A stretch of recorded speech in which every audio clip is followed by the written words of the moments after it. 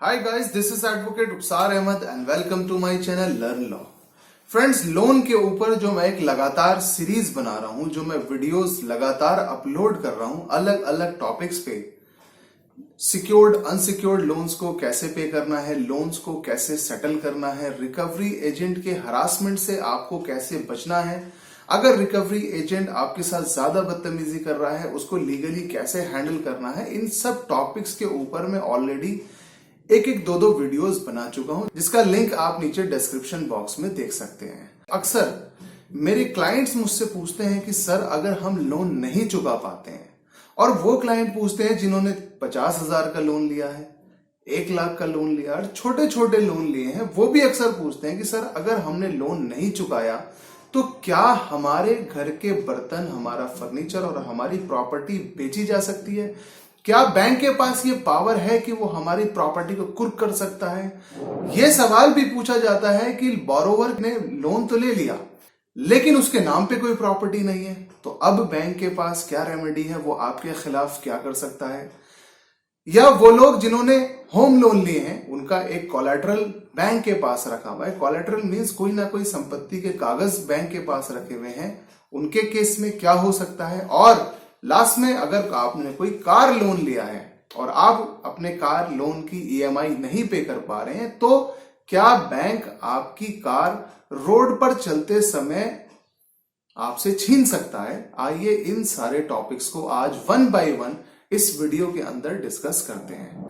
जब भी आप कभी कोई लोन लेते हैं, लोन दो तरह के होते हैं, एक सिक्योर्ड लोन, एक अनसिक्योर्ड लोन। सिक्योर्ड लोन वो होते हैं जिसके अंदर आप बैंक के पास कोई ना कोई चीज अपनी गिरवी रखते हैं, जैसे आप अपनी संपत्ति के कागजात गिरवी रखते हैं, आप अपने गारंटर्स को वहां पर पेश करते हैं ताकि वो आपके लोन की गारंटी दे सके। आप अपने चेक्स भी बैंक को देते हैं ताकि अगर आप उस लोन को नहीं चुका पाते तो बैंक आपके चेक्स को कोर्ट में प्रेजेंट करके डिसऑनर करा के आपके ऊपर चेक बाउंसिंग का केस फाइल कर सकता है। दूसरी तरफ अनसिक्योर्ड लोन्स भी होते हैं जिसके अंदर कोई भी कोलैटरल या कोई भी वैल्यूएबल चीज बैंक के पास आप नहीं रखते और आपकी क्रेडिट स्कोर के ऊपर, यानी कि आपके सिविल स्कोर के ऊपर आपको लोन दिया जाता है। जब भी कभी आप लोन नहीं चुकाते हैं सिक्योर्ड या अनसिक्योर्ड लोन में, इनमें दो तरह की चीजें होती हैं। आइए पहले डिस्कस करते हैं हम अनसिक्योर्ड लोन्स की, यानी कि 50-60,000, 1 लाख, 5 लाख रुपए आपने लिए हैं और आप ईएमआई नहीं चुका पा रहे, तो आपके खिलाफ क्या होगा? फ्रेंड्स, ऐसे मैटर के अंदर डायरेक्टली बैंक के पास कोई ऐसी पावर नहीं है कि वो आपके घर को कुर्क कर सके, उसको अटैच कर सके, या आपके घर के बर्तन और फर्नीचर को बेच के अपना पैसा रिकवर कर सके। इसके अंदर बैंक कई सारे तरीके अपनाते हैं। जिन केसेस में बैंक आपसे सिक्योरिटी बतौर एडवांस चेक ले लेते हैं, यानी कि पोस्ट डेटेड चेक्स आपसे ले लेते हैं और आपसे साइन कराते हैं, और अक्सर ये चेक उनके पास ब्लैंक होते हैं। जब भी आप लोन की ईएमआई नहीं पे कर पाते, लगातार 3 महीने आपके बीत गए और आपका अकाउंट एनपीए हो गया, यानी कि नॉन परफॉर्मिंग एसेट हो गया है, तो फिर बैंक क्या करता है, आपको एक लीगल नोटिस सर्व करता है। और लीगल नोटिस सर्व करने के बाद अगर आप बैंक के पैसे नहीं वापस करते हैं तो फिर आपके ऊपर चेक बाउंसिंग का केस फाइल किया जाता है।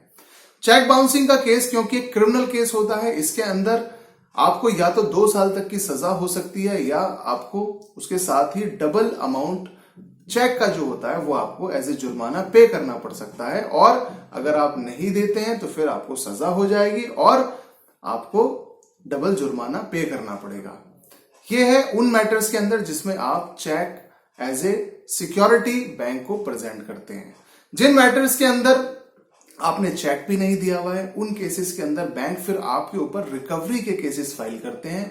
आमतौर पर बैंकों की प्रैक्टिस ये है कि आपने दिल्ली के अंदर लोन लिया है तो आपके ऊपर जो रिकवरी का केस फाइल किया जाता है वो मुंबई में, चेन्नई में किया जाता है, ताकि आप अपने केस को डिफेंड ना कर सकें। और ये भी कानून है कि वो आप दिल्ली में रहते हैं तो दिल्ली में भी केस फाइल किया जा सकता है।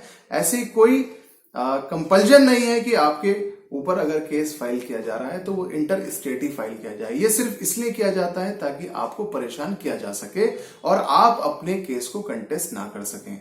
जब आप अपने केस को हार जाते हैं या अपने केस में अपीयर ही नहीं होते तो फिर आपके बिना मौजूदगी में कोर्ट उसमें एक्स पार्टी फैसला सुनाती है, और फिर जब एक बार बैंक उसमें डिक्री ले लेता है तो डिक्री लेने के बाद आपके ऊपर एग्जीक्यूशन प्रोसीडिंग शुरू होती है, यानी कि जिस एरिया में आप रहते हैं वहां की जिला अदालत के अंदर बैंक उस डिक्री यानी कि उस जजमेंट के आधार पे आपके ऊपर एक और एग्जीक्यूशन की पिटीशन फाइल करते हैं और फिर उनके पास एक पावर होती है कि वो आपकी संपत्ति को भी कुर्क कर सकते हैं, आपके घर में रखी हुई चीजों को भी वो अटैच कर सकते हैं, कुर्क कर सकते हैं।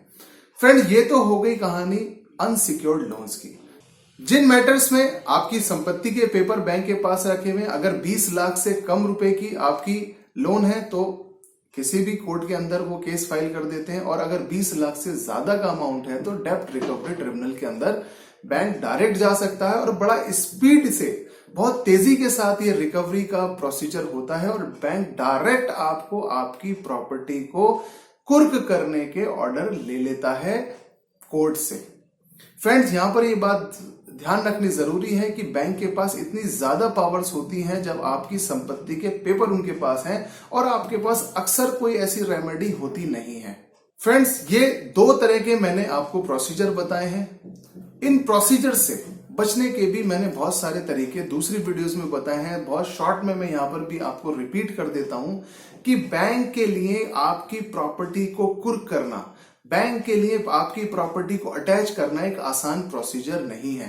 बैंक को खुद भी बहुत सारे पैसे लिटिगेशन के अंदर खर्च करने होते हैं।